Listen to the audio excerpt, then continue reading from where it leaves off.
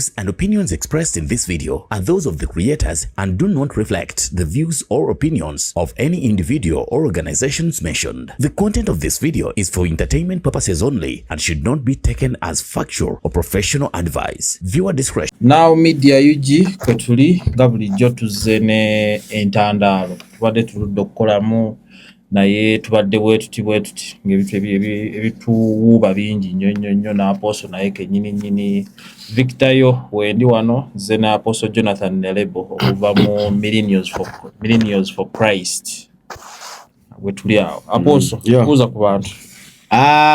Banange, I greet you all. Kansula bitambula bulungi. It's still a new month. Just 13 days. Yes, not kutuuka wakati. Yes, actually tukutuusa wakati because tomorrow if it's 4 days that's a fortnight already. Njagala bakulisala mwenna tubali ebusoga nga tuli ku Mujinja North constituency nga tuli wa Honorable Swengere festival. It was massive, it was big and better, and nsubira ndike kadde ababaka bonna okubanga basolowereza abantu baabwe era mbabuuzaako in the name of our Lord Jesus Christ. Yes. Tutandikira awo nyini mukuliko eyo mu Swengere festival. Eyo twagikuba kyaggwa ekyo. Was it a festival oba yali Thanksgiving? It's a Thanksgiving, but really ebintu bizze bikyuka tosobola kola buli omu kyakola. So fe twasalawo giyita nti festival ya Honorable ate tuplaninga nti every year igenda beerawo where the Honorable MP of Jinja North Division Muyonjo Hussein abasinga gomumanyi nga Swengere agenda kubanga ajaguza oba celebrating n'abantu be. So ku kino ekyasinze okozesa kino twadde tulauncinga water bowser kiba kimotoka ky'amazzi nga kirina lita 9.2. So that's like less approximately omutwalo ogwa liters ze gubeeramu. Ekitundu ekyo obuzibu ekisinga obeera nakyo is mazzi. Abantu balina amazzi because it's very hidden. Yes. Kati amazzi gawa gatawanya, even the national water is piping system, so many of the points over villages mu division eyo tezina amazzi. So this maybe not be a very lasting solution or a very because mbadde nja kubuuza nti lita mutwalo gumu ku constituency number anti kyekiri mugamba nti ayinza obutaba really lasting solution but you will play a part. Teyinza obutaba permanent okitegedde naye for example abantu mu nnyimbe bataaga amazzi. So if that car can deliver water in a funeral, 10,000 liters is adequate. We have identified days within the week where water can be given to different villages. Tugenda makali kyalo kyekansanga weekend yeno tugenda kiwa amazzi. Weekend eddako tugende kabalagala eddako tugende muyenga. So in that spirit is that at least every home can, because access to water is a fundamental human right or need. So people must be able to access water. So we are just playing a part. Kurabanga bisoboka in that aspect. So inzo butaba very permanent solution but it's one. But also Honorable ali mukola enzizi nyingi. Ali mukudabiriza boreholes. I think so far mukudabiriza about 6 boreholes ne wells. Enzizi ezo opposited ezibade ziri nga za breaking her down. So yes, part of the permanent solution is really to create boreholes and maintain the existing ones. Issue ndala abantu gye raising sente zino Honorable azijjawa atanaweza na miezi mukaga mu parliament oba mu kufuna omusaala. Honorable yabagamba ekintu kyangu nti esene z'emmotoka bwe zajja tezikyali kyama emiliyoni 3 zajja. Yes, so yena agamba ku bintu sigenda kwetereza nze zekka ngenda kwetereza ngule emmotoka yange naye ngule n'ey'abantu. So that's what he has done. Apostle is being accountable. Tuli mukwogera ku motoka genda eri mukola rounds Land Cruiser costing over million nga 3. Tuli mukwogera ku kimotoka ekyo kimanyi nakyo kirimu 100 and plus million. Anti era kitwa sendeze mwatwadde ze twajjeko endala tujafuna engeri gye tuzijjayo naye what we are trying to show we are being accountable. Naye Honorable onayo kimuliko alina emirimu gye gyakola. Is still a comedian. He still earns money. Abadde avuga ngere motoka nga temunamuteeka mu parliament. Wali olabya ko nga tavuga. So kubanga ebisatu byazze n'ayongerezaako ebirala, it is still okay. At right now Honorable is in a more privileged place. Ani abantu abasobola omuyambako. Kitu nakyo tukijjawo. Bwe twabadde mu fundraising kokasi okay ya Busoga yamuwadde million 10. Honorable ono alembegerero weka wempe Nalukola n'amuche million. nabyo abamocheze milioni nga zinge milioni nga 18 ezavuddawo on site. So tukitegere nti ne Honorable Hussein Muyonjo baswengere is in a more privileged place now. Alina abantu banja basono muyamba ko wabanyi n'ekintu kyagala kiguke. Nalabye promote omu yabadde ku radio interview ani Bajo Bajo nagamba nti abantu b'ejjinja basinga kwetaaga ambulance si kimotoka ky'amazzi. Bajo ye bw'alowooza nti butamanya alina kugamba nti the biggest problem we've had in this country is wiseacres are given a platform. A lot of foolish people are given a platform to speak, and Bajo is amongst those foolish people. Is amongst those foolish people. Eri radio jabeerako ya mukwano gwe Balamu. So tisabeerako ndi because is credible to speak and communicate. No. Bajo abeera ku radio because Balamu mukwano gwe. Balamu yaleze oyo omuvubuka kuvanga akyali muto. So Bajo bw'abeera n'agamba nti obuzibu wa North Division constituency amanyi obuzibu bwayo ayogera from what capacity as who. So mulimu abantu ate nabo bagenda beerawo all the time. Ategese ebivulu. Ewa atege no. So bw'ajja n'ategeka ebivulu tasobola kumanya issues mu abantu. Gwe twategese festival ya Honorable Prime Minister Katikkiro wa Busoga we yasomera kusomera twabaddeko. Era Honorable Usengere ya renovate is one of the building that's actually going to be named after him. Era ne Katikkiro nyine n'agamba nti Swengere atukubye wununu atukubye enchukwe. Kuba ne kenyini we yasomera abali tasobola kuddaabirizawo nga Katikkiro. Naye Honorable yakikoze. So mulimu abantu omanyi you see people like Bajo. You see they say opinion is the cheapest commodity that anyone can have. Opinion is the cheapest commodity that anyone can have. Opinion is like buttocks. Everyone has them. So Bajo's opinion is very less concerning. It is tamanyi bizibu byabo buli omwana akola ambulance nakola ambulance kale nabyo sejja kujja bwaba yagana tugenda jongerako naye we kibatawanya bagala bogere na ba MP ngagenda kubako kyamujjako wakati ku bino byabaddewo awuli atalina we yali emmere kye kimutawanya omukolo gwategekebwa nga tebamuyise nga promoter kati biba batawanya mu mutwe gwabwe all the time. So Bajo Lairo like an envelope. What should other MPs pick kuchite ekintu Honorable Swengere kyakoze? Honorable Swengere ali mukola nga olaba Gunyon bwe yakola Segirinya kulaga nti he might not be the most qualified. Honorable Swengere is not even a graduate. He's not even a graduate, but he's going back to school to study.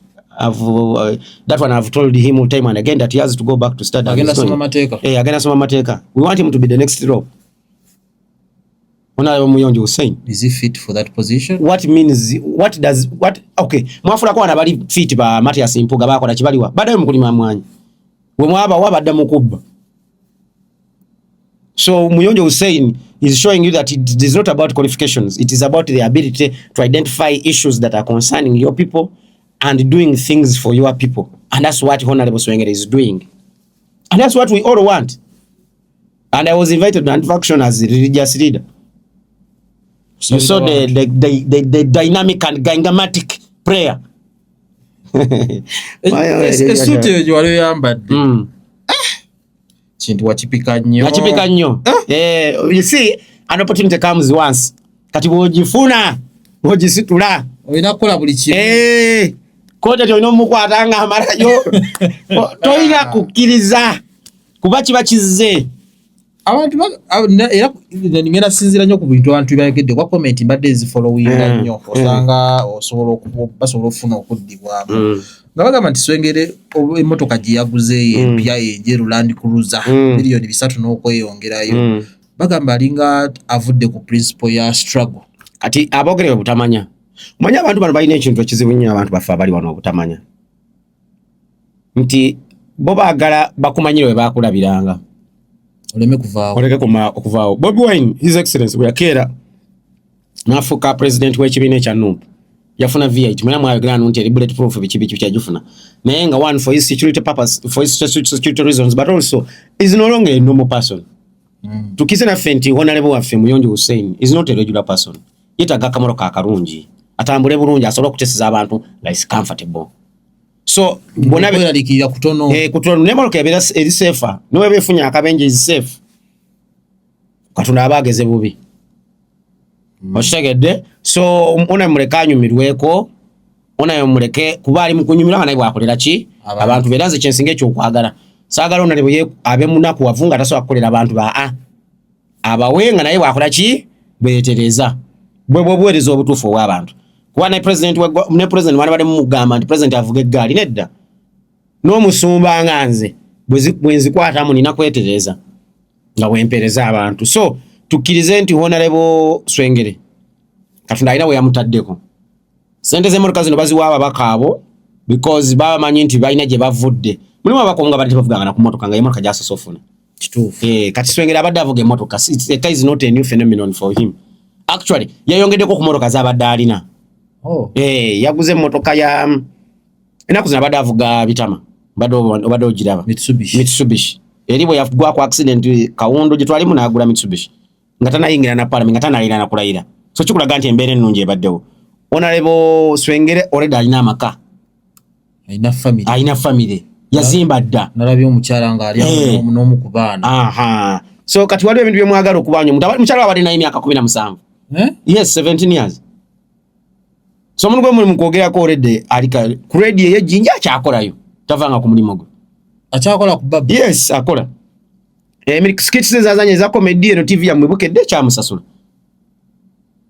sente people are also worried so omubaka mu ntula parliament ziraka malezige esoba mu 10 tebanamulaba ku flow nga alina kyagamba ani honorable tuole komite zina ate mwerabire bintu ya mirundi ebiri waliyo government business ne private members bill wamba mu kutesa but I saw him there is a day spoke but we observing but nino nakunamula baona leba sumuyonjo ngayogera ate wako asinga tali ku flow ya parliament ali mu bukiiko gyali mu bukiiko bwa arts gyali kuba yakakulembera kikyayinza actually ye shadow minister wa I think arts and something tubadde n'abantu bangi abavudde mu art ne bagenda mu parliament eyo ne tulowooza nti balina engeri gye bagenda okuyamba mu art most cases no ekyo ndo bakigira nnyo kituufu olaba ne president Barack Obama one of the things abantu be bamwachuzi nga basuubira nti bw'abeera kubeera ascended because he was the first black president balowooza nti ajja kusosowaza ensonga zokka za bwaddugavu era if you listen to much more of the research done after his presidency the black community says they felt like they did not benefit largely from him but uganda tuka kufuna parliament nga waliwo ebintu ebirimu national like health ekwata buli kuli omu like education ekwata buli kuli omu like infrastructure ekwata buli kuli omu osegedde budgeting so ogenda okulaba nga kituufu yandibadde akiikirira arts naye ogenda olaba nga arts yeyo kate arts is not even in the priority sectors for the government ensonga ekkumi gavumenti eno zesinga otunulira ne arts erimu si kuba nti arts munafu naye size ezisinga okuleeta enkulankulana mu ggwanga tolowoozamuko nti kyandibadde kikyuka kisobola okyuka naye tuleke kituma muntu omu mwanzi njagala mbabulire ebirirwiro lino eggwanga katika anti ntera okuzizaayo emabega lino eggwanga likyalina ebintu ebitandikirwako nga biri bubi nkugamba nti mu ggwanga muno tulina only 1.6 million graduates 1.6 million 40 million tulina abasoma balina degree abalina diploma abalina certificate emillion emu emitwalo nkaaga not even a quarter yes kati ne quarter jiri at least bali ne million 5 kati kyalimu kutandikako ebitandikirwako ngubuli anti mu economy ya Uganda tulina emmotoka zokka emmotoka 2.5 million zino zetulaba ezikola jam tulina 2.5 million cars in this economy 1.5 million of those are government cars out of 10 million households so tugambi wobo tunulide nti households million 10 Uganda zerina kuba uli household bali abantu between 4 to 7 people just million emu yokali ne mmotoka esigadde million omwenda tazina mmotoka naye look at our public transport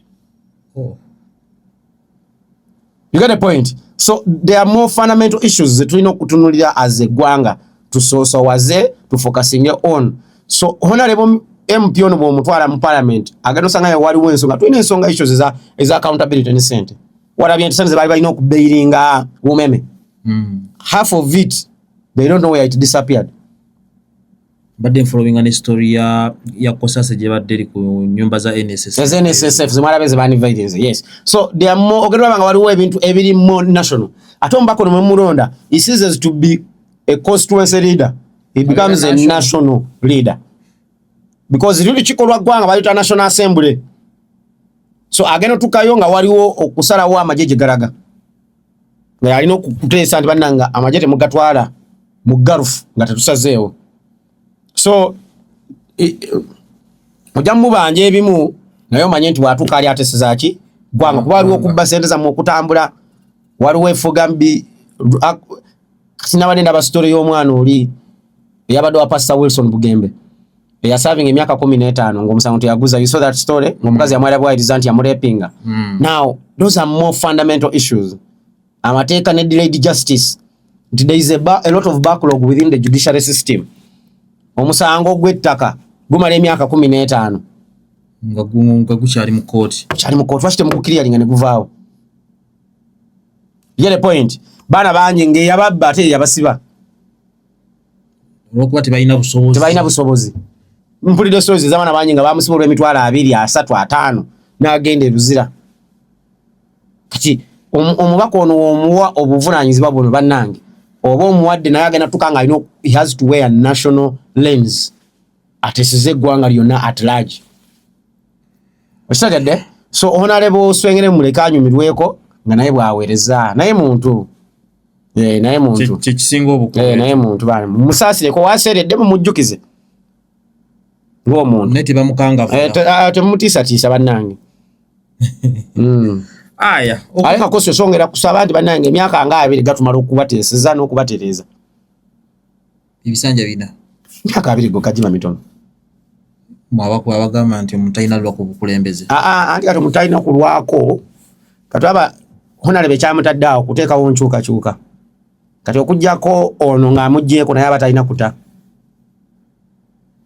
kuba ekigendererwa kye kuggyako ono kulemesa ono byayisaawo. Kati honalebe Swenge naye alina okulwananya asigale yasobola okulwanyisa ono. Okategedde? Aya Swengere nga tumuvuddeko emabegaawo I think like 2 weeks naye oyogereko ku suti yange yabaaki yali gumite fully gumite ekigatto nga kyekyo kyali tekikuzitoowerera kyekyo anti munange mulembe ofa nakyo abala bagamba nti aposo haiti ayagadde jjongerako haiti talina buzibu bannange nze Katonda bwe yankenezako haiti alina ebirala byampa yampa amagezi abasinga ge mutalina nga muli bawanvu yampa amagezi n'okuba omuwanvu nga tolina magezi nakyo kimenyamu kati gwe saasira musaafi munene kiwago naye ate nze amutegeerera. Emabegaawo omuyimbi omunakenya Bien emabe yali mu bandi ya South Soul. I think they were together for about 12 years. Bakuba music bajja kuba ne batu performing omundi ogusoba mugumu nga music waabwe wakabinnyo nnyo. Ayina podcast emu gye yaliko na raising issue about Ugandan music n'okuba nti abayimbi baffe babadde comfortable nnyo okusavinga market eyawano. I agree with the BN 101%. Yanga lwakuba temumpa opportunity kuzanya bintu bino nga mazanyira no sound. Nawulidde oluyimba lwa Chameleone olupale bayita yeffe. And because and because Ugandans are very ignorant, because Ugandans don't even know good things sometimes. A smaller class only knows good things. I saw Ugandans so happy that Chameleone used a song like Yefe. For me, that song is very bogus. For me, that song does not prosper the industry. After 25 years or 30 years, big up Chameleone. Chameleone is legendary, man. But that song, chipia chicheruleta mugwanga. After 25 or 30 years, the sound itself is as bogus as yesterday. So apostle. Nzembera ku TikTok ko ngana went nengwa kulimba lwo mu Nigeria. Ngalo sounding so fresh. Obakaja watu nogwa ku luimba lwa Chameleone yefe.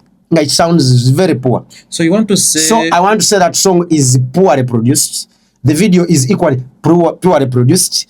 Terunayo chirongerako after 25 years. Naye mulwa kuba muri very good buzz and audience ebye mwana. Nze njagala nkugamba nti oluyimba olwokumanya nti luli bogus nze bwe naludde nduli asagana dulira mulogere no Chameleone after 25 years. Njagala ogenda okwata ennyimba ntono. Nkulaga nti production nti mugimanyi. Njagala ogenda okwata oluyimba lwa Steve Jenu yakola bayita A Little Bit of Love. Ate njagala obote matema buno tuziteekemu so that people can actually have they can have clear reference. Go kwata oluyimba lwa kwata lwa also bayita A Little Bit of Love. Oluzanyi. You'll hear that sound Steve did more than 20 years ago. Sounding better no Chameleone lwa yafiro yakafulumi. I want you to get a song like Nkumiro Mukwano or Aziz Azion, produced by Benon at Swangs Avenue, and listen to it. You will come back here and tell me if the sound is not better than EF. Enyimba anga EF by Chameleon right now, after 25 years, after 30 years of him being at the helm of this industry, is bogus and does not take us to the next level. Teruli muchipya chensobola duyigam. Because for me, I'm not just consuming music for leisure. I'm consuming music to transform. That's why I can listen to Ecoled. That's why I can listen to Joshua Baraka. That's why I can listen to Expect Zavi. Because their music is transformational. Olaba mwana ngali mukulu nokola Asake chakola. Olaba mwana ngali mukulu nokola Wizkid chakola. Olaba mwana ngali mukulu nokola Davido chakola. Nengo la budget iri mu mutawanya. But Chameleon, you do a video like that. Look at what Diamond Platnumz is right now. Yale Solio Muvubuka. 3 songs. Ali Tanzania. Olaba mwana kaija mu chimidem. Olaba mwana kaija mu chimidem. You see the pomp. You saw Diamond Platnumz was leaving the hospital with the extreme pomp. Mwimbi chwa na solo chukole Kampala. Because but it's so average. So a song like EF by Chameleon to me does not accept because it does not transform. Olimbo lwa kafumo olukombera ngano lwa BN. Finally BN ne Alikiba. Just listen to that sound and compare those 2 songs. Apostle, and for you are just here excited. Hey, yafumiza. What is there? Echo chimba chinga bwe yafumya akatupaka site wali njawulo. That song and katupaka sound the same. 0 production, 0 video, 0 effort. You want to say the 1 million people abakoze challenges ku TikTok n'aba range oyinza tebategeera. That goes back what BN has said. Ugandans are so average that our sound is not transforming because of the audience. Abawuliza music waffe, they are so mediocre nti bahypinga kitanyuma. Osagede, that's what BN is saying. Your sound has failed to transform because you have poor production. You are not investing in the audios. I cannot listen to Yefe. They have to play it for me on my, not even on my funeral. Because if I'm on a deathbed and you play Yefe, I will actually just die. Awful dead. I'm saying a deathbed. So kwa kunga sinafa. I'm sick. If you pay for it, I die. Actually, so kwa niko deathbed ngani mufu. No duzanya ate nemfira da. But please, you guys give an opportunity to younger people. Muleko kwesiba kwa baba yimbi. Tebakyasobola kutuza ku level ndala. Tebakyasobola. Awempera credit Bebe Cool. No nkwade sikiriza kana music website singer. Bebe Cool is investing a lot of time in his audio. He might not create a hit. He might not create a monster jam. But you listen to a song and appreciate that Bebe Cool has put in effort. Kuva ku sound okuda ku video. Buli kimu. Ojawuli asa conference. Ngolawa effort. Ngolawa Bebe Cool alimukula no competing na Alikiba. Ngolawa alimukula no competing na Diamond. Ngolawa alimukula competing na Asake. Omulaba nga yagala okwatagana ne Bana Boy. Ngomulaba Bebe Cool is putting in effort. Okwato kati njagala mbulire. Niwe lwalimba lwa kakebere. Osolo competing na Sandu ayo no ya EFF lwa Chameleon. Power produce song. I don't even know Jeff. I respect Jeff. I've said so many good things about him. I don't even know why he sat around that song to put his brand next to that song. Jeff, I don't know. To give Chameleon a platform, I would rather give it to Bebe Cool. Bebe Cool is willing from the way he looks like, from the way he wants to sound, from the way he does his videos. Whatever Bebe Cool is putting in effort. Chameleon did 0 effort. Otude muyimbi n'abantu bo bali tebanabye tebawunya bulungi bali mukolo limba. There's no way the industry is going to transform. And the audience, muleko kutusi basibaka aba abayimbi. Bakola contribution yabe bagenda. Muwa abana aba top platform. Please, musibe ku nyimba za Shura Baraka, ba Expect Zavi gye bali, ba Eddy, Mbewo no muwala, muweka abana bala platform banange. Why are you so hard Banolimba Rayefe? Is it the baddest, the poorest song between our? I don't expect it from Chameleon after 30 years. I don't banange. Esenyi bazireke bana abana batandika bano pozi basodia. Do you know that even Virota cannot sing such a song? Cannot have such sound. Virota. So the issue is about the sound. It sounds too bogus. It's too average. Nze siruliza ngakola na dumalayo. Second is kumizimala. Sisobola. Baida, sisobola. Unless you want me to vomit. Legend, don't. Please. No one doubts that Chameleon is a legend. I've given him his flowers several times here. But I'm saying that the legend needs to stay up. I am saying that the legend needs to do what? Stay up. After 30 years, I need to say legend trying to live like a legend. Let him go and ask what Bebe Cool is trying to do. That's what we expect. About do you know that right now Bebe Cool can sit on a song with let's these other artists I'm talking about with Joshua Baraka ngabo yachikoze no abanga blending because he's updating his software all the time. About Bien's issue. Twandibadde tukuba bukubi ngalo okulaba nga bannayuganda basobolo abayimbi baffe basobola okugaggawalira mu music wadde tebagenze global. Music atasobola bagaggawaza ngo yimbira Uganda. Nali tuli mu bbala babayimbi. Ngani omuyimbi omugagga e Uganda. Ayimbidde wano Uganda n'afunawo ssente. Ngani. Omanyi temwawula. Manyanga nababuulira ano. Waliwo oyogere nti abalinamu ku ssente. Mwawula okubeera muno kunesene n'okubeera wealth. They are two different things. But abayimbi bonna bafa sente zaabwe zikoma nabo. Teri muntu asobola zitransition nga to next family. Wealth kitegeeza transition. Kitegeeza generation. Mbulirayo wano muyimbi alina generation wealth nga bw'aba avuddewo waliwo abagenda bifunamu. Oba bw'atayimba nga asobola okulya. Mumbulira yadde mbulira yadde omu. Papa research bonna balina. Wa muki kyayinamu. Is that restaurant of Sagala could I don't want to put his restaurant down. Oyaga ngamba nti Papa's Sport yakola sente okusinga Javas. Javas is a generational serious tamanyi anti ngenda kuwa numbers. The last time I checked about 5 years ago, Javas was generating 28 billion per annum. 28 billion. 28 billion per annum. Before he has gone to Kenya. Right now one store in Kenya is making the money that Uganda makes. One outlet he has in Kenya. That is you have not been to Javas. I have been to Javas and studied it when I was still a student at UMI. There are levels of systems. Akwata omufumbi nga mujja wabwera an expert nga afumba kintu kimu mukyere nga mu omutwalo gwa $1 omwezi ng'omulimu omufumbi aze kufumba piraawo yekka ng'ava wabweru ng'afuna omutwalo owa papa gyebiri. Apostle, do you want to say papa watabeera waawo okumala omwezi that does business run kikyeri mugamba so nimukwa ntaliwo omuyimbi abayimbi b'Uganda balinamu ku ssente si bagagga. Tetulina muyimbi mugagga. Nakubuuza ekintu kyangu waliwo omuyimbi anasobola okugula emmotoka ya zero mileage million 600 hands down n'agenda muntu ata n'afuluma waali. Maybe priorities. What have you done about the platinum? Omuyimbi munnazi omulabye emmotoka gyamukimiddemu wane Kampala waliwo omuyimbi asobola okukimira omuyimbi n'emmotoka bw'atyo. Waliwo ebikwano abayimbi abo nabo boyogerako nga bakimya abayimbi abavale n'abatwalako ewuwe. Eva ne ku bayimbi luli omugagga yennyini omugagga omu wano gwe tulina mu kibuga yagamba nti yanoonya emmotoka Range Rover empya nga taziraba. So maybe yali ayagala nnyingi.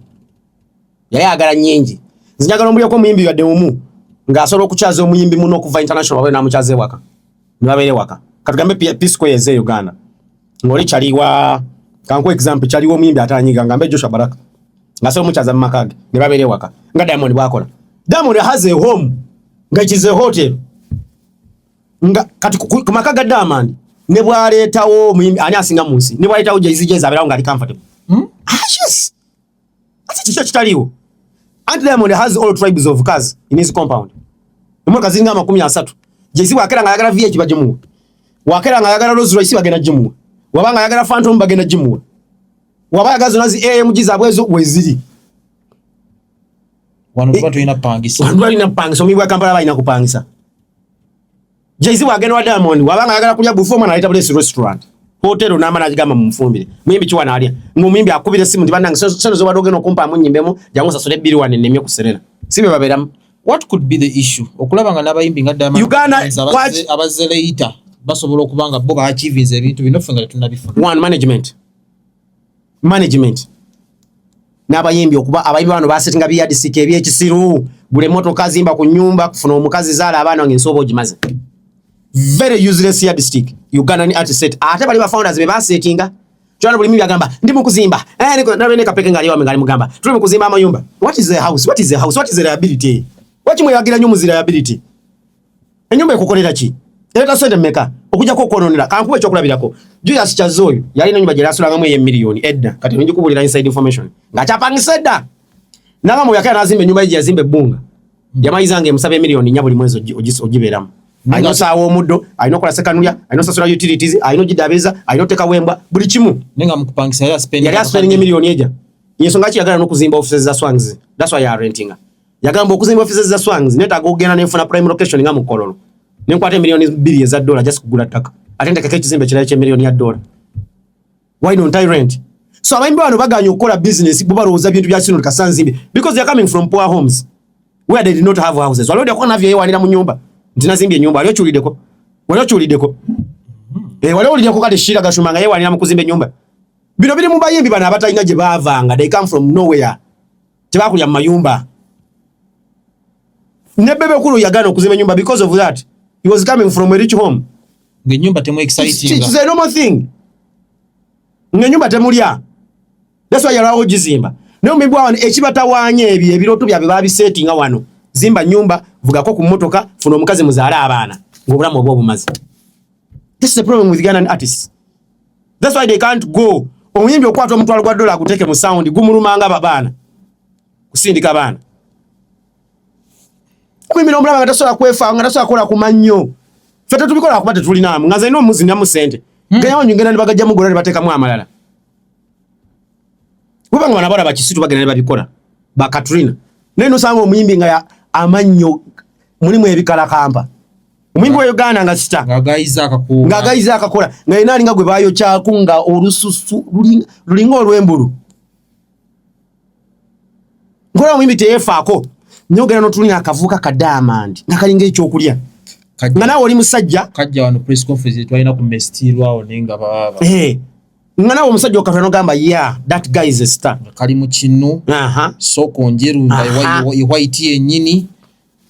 Omuguwa gutukula. Abayimbi bayita zino chain eziri fake ng'ezange. Zisilive zitali. Nga omuyimbi ne silver wa million ya $1 mulumu okumwesuulamu. Wane Kampala. Tuvudde tutya mwene embeera apooso. Tulabe nga n'abayimbi baffe batuukako ku level y'aba Diamond Platinum. Let them hire people who know what to do. So when they can't afford me, anti nina amalala gange nzija go on the table. Me I know good things. Kitawanya capital. But they can't afford me. They need good management. Omimbi atambula. Nga mbantu batambuliramu. Temuli muligo. Temuli mu commercial manager. Wala byakoze eri ku press conference. Kabadi abantu bakagadde ati mubamba. Wala batambula nabo. Taina muligo, taina mu commercial, taina. At me I sit on the back end. I just don't want to give you what was at the back end. But it just shows you what Uganda artists can do. Abayimbi boyagala be employing abantu nga mmwe nga nammwe mumanaginzeko ku bayimbi. Abayimbi nammwe be mumanaginze ne batatuuka wala nnyo. Is about assurance. Those artists are talking about they left too early before they, but when they was us, they were thriving. Which artist was not thriving when he was with us? When they left us, where did they go to? Somali Muzimba. Let me tell you one thing. Abayimbi single but anyamani era BN hybrid with him. Sound ya mfu. Sound ya mfu nyo. Yaga abantu bazanyira nnyo mu art. Kuba recently omuntu wotumira n'owuliriza Abanyarwanda wano mu region. We bali kuleta Rwanda. Naline nganchali ku Galaxy I think. Waliwo mwaka wo. Unaliwo ko nganeka yakola kachaliyo akagende Dubai. Akakwata konte akakawala. Kashakira. Shakira ne timo ne bantu zane bangama nti nalebo. Rwanda gena tusinga sound. Nanchi wakana. Today going to say we are at the same level with Rwanda. Rwanda tayina yo mainstream musician atamanyi kuyimba. Tebali na yali in skin. Uliza no mwana mpya Element L. He's actually a producer. Hadi yabigira wano. Atinga yabigira hano kune simu. Tebali na yo video mbi. Tebali na yo muyimba ali mainstream ngatamanyi kuyimba. Anti kati ne ba director tugenze tubajjeriyo. Waliwo mwana gwe bayina guard. Video zako zine bale Vixen. Rwanda is mainstream essence Uganda because Ugandans are so addicted to average things. Right now Joshua Baraka mani bade mu musturanga buli wa mumwe muogerako yeka. Bali abayimbi abalanga temucha abogerako. Isn't it because of the government's involvement mu art? Olabe Rwanda president wabwe ne ndi wamulanga involving TikTok okulanga abayimbi. Kenya president we Kenya ayagala nnyo abayimbi. Industry ye Kenya eriwa. Eriwa kichotegeza abantu bafude ku birungi. Audience esabye ekintu ekirungi. Because era wendalabya abo badde bakomera BN nga bamugamba nti Kenya wogendayo basobola okulistinga abayimbi abana Uganda naye wojjana Uganda basobola kuba abana Kenya batano. Ngani njatu yabatamanyi. Yabatamanyi. Katwaba ne Aroboy omuna Uganda ali Kenya. Okimanyi nga ayimba bulungi okusinga abana Uganda bangi wano. Because sound omulungi osobola mufuna. Joshua Baraka ozakoza atya. Ngati tafunye na Uganda alimko saba producer ba wano. Bana mana ba expect zabi balimko saba producer ba wano. Bana abana ba Echo bali mkosa bayimbi ba wano. Bagundi ba wano. Ono mwami akola Confessions. Remember resingo kugera boy, that boy is from the Western Uganda. They've not left this country. Na yo muyimbi agenda ba wa agenda bawo paku bakwe wabo agama sepiki. Yesterday twadde ne Kapeke ku TV nagamba nti wana Uganda hit ye gaggawaza good song tegaggawaza. So what does Kapeke know anyway? You want me to discuss Kapeke? No, I'm just giving I'm just going to tell you I'm not going to discuss him. I am a big fan. His latest song is Lwemba Denza nya kuva Rwafuruma. Eke. Oyo mimbi wange kyo kimanyi. London. Yatawo yali anzise. But you tamanyi because naye nkugambye embeera gyava amava mu mbeera mbi. Kati wali agamba n'akalikaleko. Kati alina byatagenda mmanya. Kati wayetaaga ate abamanyi okumuyamba okuvaawo. Kuba kati Kape style ye ne bw'afaanana asobola okukubira ddala. Asobola okukubira ddala. N'ayitako ku Fiki. Kuba kati kyali mukola kye Fiki kye yakola tewali kipya. He's just doing what Fiki did 2015, 2019. What Fiki did is what Kapeke is doing. But I would want Kapeke to be different. Kapeke has a different fashion sense. Usano musanga ali muziri with Victoria nga ora abashake babeerayo. Naye kati awo kutegera okuva waawo. Yukala kati abadde talina na zaakula kati yazifunye. Tulina abayimbi bangi abajja. Oyogedde ku Fiki. Nenzijukira nti Fiki we yajjiraawo. Ne tugamba nti aba Nigeria kati tubali close nnyo. Where do you think such musicians go wrong? Fiki was special from day one. The first song I watched of Fiki was Bala. Begawe Bala. Nzikanga nini bachali bange wana bazave nemba gamba watch out for that boy. Nalina ku laughter zao. Nga Fiki ayamba just a t-shirt ngokolaba kawulina ngo mulaba he looks like a star already. The next I see him, I think akoze Pistol. The next I see him is performing at Just Today's concert jetwali ku Protea. Fiki yaja ayamba kapale ka skin kati nko kakala kanti nali mu observinga ka skin ka maroon na ka coat ka blazer ka maroon. Fiki we yayimirira ku stage buli omu yayimirira nga star nga kifanana from the word go. Yes, Fiki yakuba buli omu na yayimirira. Fiki anda kama Ivan. Fiki yakola bulungi ngira Nigeria agenda batawanya. Kati waliwo omundu yembi wotuuka ngomazoka kasao kati ngoina kola bintu bi boostinga ego. Fiki yatuuka awantu nga alina okukola n'abayimbi yagezaako. Me actually by the Fiki nzi nali manya after kama tagenda sobola era laja kunose Fiki am disproving nnyo. Banja am writing off. Fiki yakola olimba ne pat ranking na bachi. Naye omuyimbi lwatabera na management afeeba. Okufeeba kutegedde. Ebange mmere abange mmere yidde naye nga ekambira ina chebulamu.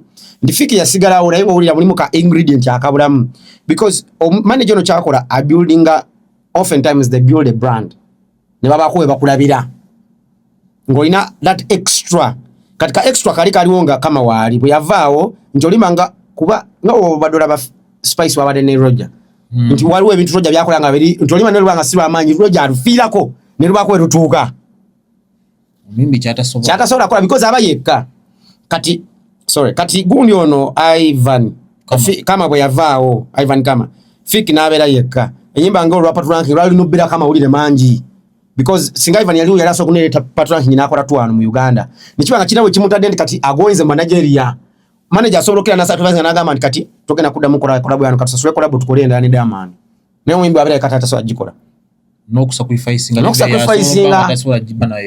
I get my point. Bera bachuli abali spicing agera collaboration yene Diamond. But ate manager asolo bikole ebyo kati ze Fiki na njagala nnyo ave wano. Ara nko kule ebintu ebimuteeka waggulu. Nga collabs kola na Nigeria alonye ba Diamond aberemu level. Era gezako ne wano wakoze nono omugayo mu Kenya. Kine kizemba siaka. That pomp abenga wana aleseo ba Gravity aleseo ba agent. But also the good thing that's Gravity also did. Gravity akera na azimba nakola emotoka ilikonga eri personalize yenge java mu group y'abana tena ye nabanga yagala utwasire ngokude no mu Kenzo kati omimbi ulirwo tuko ino manya brand yo wedda nyo manya kati nokula ebintu ebigaziwa finding at bizo budandetera cent but binyongera ku rate card yange ndikati wenkera nga Fiki nzo okufuluma ewaka ninobera ko kamera ninobera ko baba nsa mukaga ninobana kozo limba ne gundi no muntu akubira simu nga wakozo limba ne pat ranking akubali na mufia tabanga apo akubanga wakuzino wawo Fiki bwakera nakola mwawe ekinyonyi nafuna mwawe ki private jet nakitambya ko ne rubalu nakulum na sacrificing yo mutwa nduma abantu kimututte Dubai gwokera mwana okube simu otyamu ekintu kyo Kenzo yakizimba nga maze ku BET yawo Kenzo yali tasoboka Kenzo nga talabika Kenzo nga jakushona abulira bubulizi bantu era Kenzo sente yazija mu katale ka Uganda takibalimbanga Kenzo yaja sente wabweru John zo yagalako Kenzo agenda Kenzo ali mu kukola ku katikati City Lost concert nga mu mutwala Kenzo nagana omutwala nagama tayimira mutwala Australia ayimbira we mutwala yes bintu byenjogera ku 2015 2016 nagamba ayimbira mitwala emeka esatu kati Kenzo sente yazija wano kyali nga matu muyimbi yenna okola sente zimalayo wealth not being rich aina butazija because Roger dole wabweru no jireta mu katalo you can do a lot you get my point buli Roger ye mitwalo 10 no jireta wano obo kola bina yateke mitwalo 10 tosa jifuna kubani basponsa tibagenda zikuwa you get my point kati bachi bana boy ba amanyi dama bana boy agala performing America ni $1 million budget mkatale ke Nigeria he can do a lot with $1 million in Nigeria tinga chizo mukubere chizo ojije Nigeria mukatale ke kati abayimbi bino embi bagamba bo tibabitega kati kapeke wali ali okay naye mu emyaka 2 a stabilizing wana Uganda naye abayagala bile byo okukola ekimalo fu okusuka wala ate byalina okukola kuba kati kyali mukola kino fiki ya kikola obage my point ndi fiki right now yani badaying in fashion kwa fiki ya owning a fashion for a very long time nga ina fashion line yes ina badatu aganga agenze China alazo okwagala okubo obubuji bwa Louis Vuitton aberenga yali kuzurani nga wala bagunde bali mu bikola bashake bataira kati nga naye wano kwato kumukubira esimu mukubira ogamba kagaye kalalamu naye kati ya management wetabeerawo bikola ki biba bizibu aya okifunye kifunye mwana gamba wanga nango jayiga era nawo tawani nabala bali mukuyiga kinalaba munanga nabayimbi bandaba era bagamba bayiga nnyonyo mbasanga bagamba of course kale onyigamu nani waneme mi Kampala namba poso yigira kantu kabayimbi aka fan goods group nagenda babanga kituufu nemugamba tolina kwesembereza goli star lwaki obesembereza okubeera mu birthday buli saa nobeera mu group mu team zi fans goli star waliwo abekola mu plan munga akola birthday party y'abagundi they don't even access him ba fans be because ekikufuula star gwe scarcity not availability aya wiki wedde Rage yabadde ne oyo nabagamba dda ne concert emuku zikyasinze emuku oba yekyasinze guno omwaka yabadde n'abantu ndoza yekyasinze Kololo esinga ya Kenzo esinga bato kati bato kijjem gali mwanga magatti Eddy Kenzo festival esinga Eddy Kenzo festival Eddy Kenzo festival ali munye one love nalabya Alpha of course Alpha that's what he has to do. That's what Alpha has to do. What do you expect from Alpha Z? What do you expect? Kati nkubulira ke kintu. Regi atunde meza 120 tables. Milioni 2. Simanyi bazali 2 zizo kwazali 3. Aina mweze 2 neze 5. Kati zibale. 120 tables. Ekyo nakitegeera 2 days before the concert. When asembo tegerera.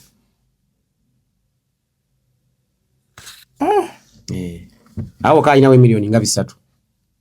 Ngatuna gato kwa. Bibiri ku 3. Abaguze ticket bichi. Kiri mu kugamba. Kati this could be the financial part. Manyo y'abantu balina numbers in financial part. For me I think Reggie is the king of Kololo now until tomorrow when we can see what King Saha is going to do. Until tomorrow, today Reggie is the king of Kololo. And I've always told people, people like to underestimate that boy and call him a regional artist. Because what's so special about Reggie? Okulabanga Reggie asobola okujja nakuba Lugogo cricket oval. Reggie asobola okugenda nakuba Kacheka stadium. Kachada nambole. Asobola okujja nakuba nambole tekitako.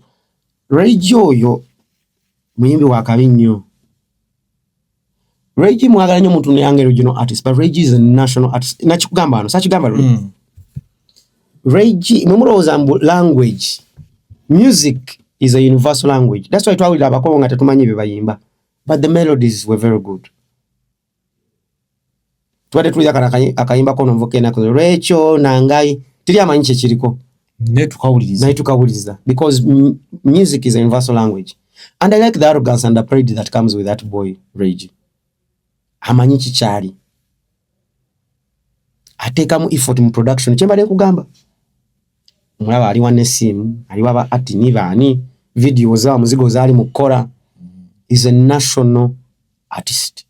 Na kibagamba, Nchibagamba on a given day, Ray G can have a bigger performance than an artist like Palaso in Kampala. Nachibagamba really, I am a big fan of Palaso, but Ray G is talented, extremely. So Ray G is big. Is Ray G the most profitable musician in Uganda?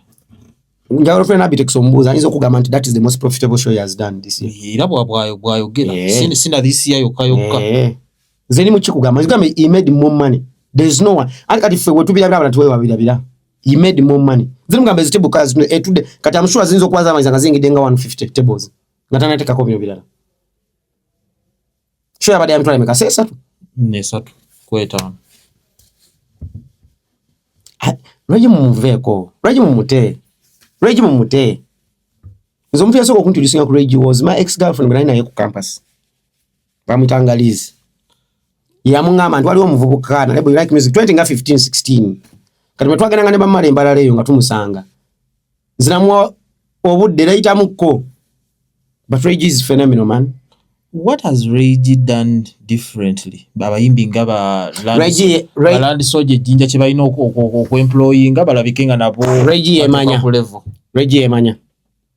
yemanya. Amanyi bye gali. Yasuka na consolidating a region.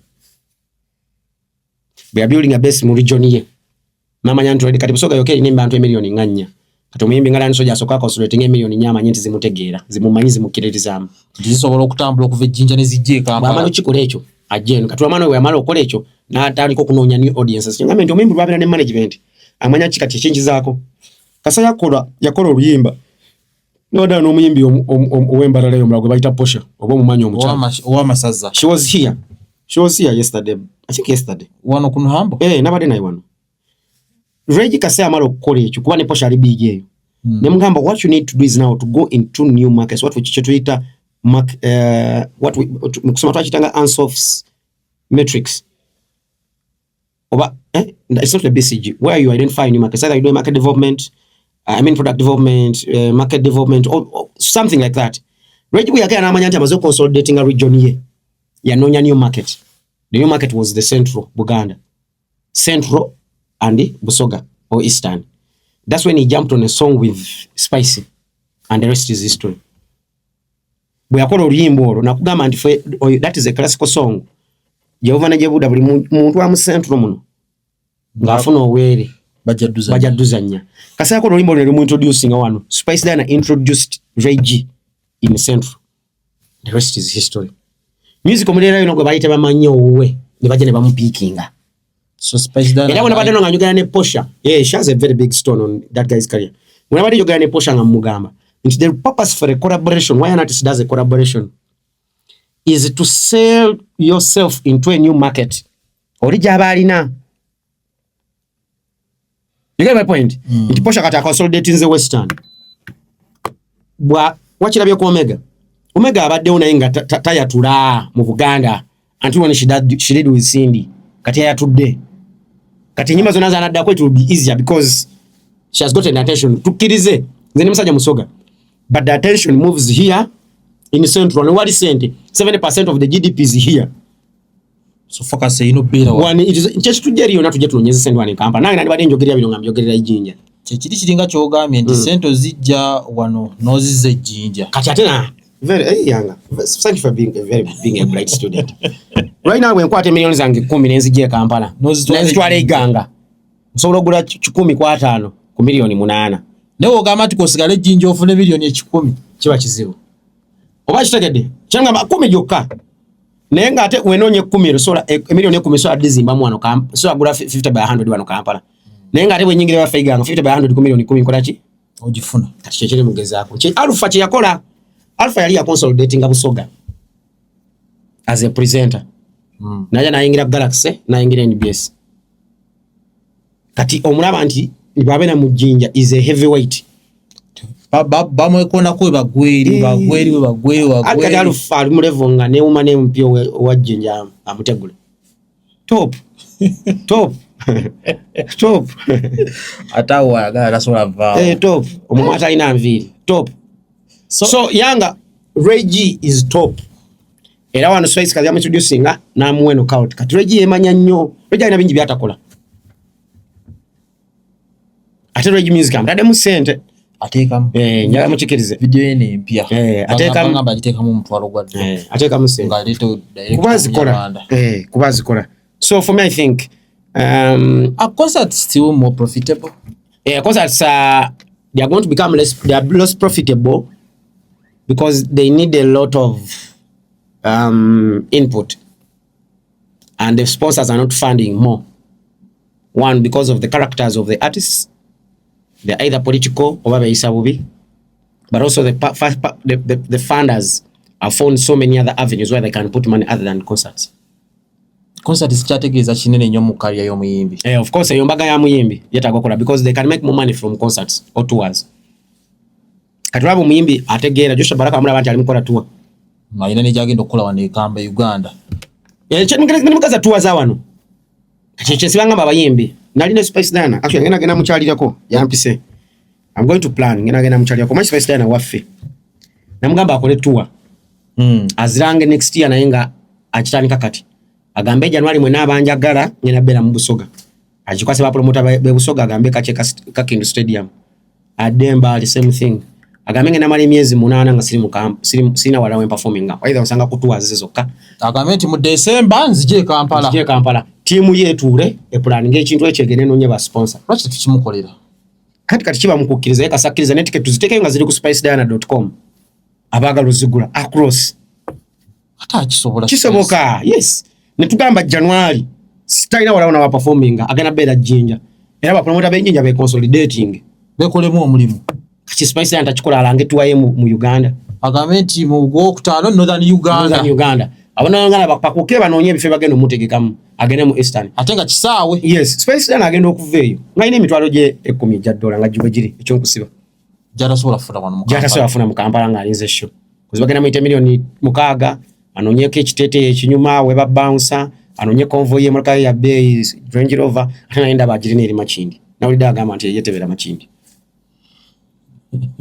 sweet gosh mwana kana kakavandi mwe katujoze kufa na eche chiwenkaga so King Saha ina concert lunako King Saha tomorrow organized by Humble Management bana mugene mwagire King Saha. What are your expectations? Why should somebody pay emitwale 2 emitwale 5 ogenda okulaba King Saha? Yanga you are putting me in a more confined space to give honest omanyizo obuzoni na nyama zima but mugene mwagire King Saha. King Saha is King Saha ayimbidde abantu nno catalog rich catalog rich ayimbidde abantu obuyimba bwa love bunjaawo so I think it's one of the biggest reasons why people should go there and support King Saha. Nekirala is a transformational artist muyimbi wanchuka so buli wanchuka enchango okukiriza mu nchuka you gotta be there open nowhere onobaye when abanfunye obudde wabusobola okunkwata nemba more engaged but I'm gonna be there because fa bali mukutegeka Samu Xavier Jones je bali katata director babera yonze mba nkola nziraijali hii mateka we director wa manyi tasa butabirayo nijo twali na ingali mutunda ticket atambula nazo mu sawa atembe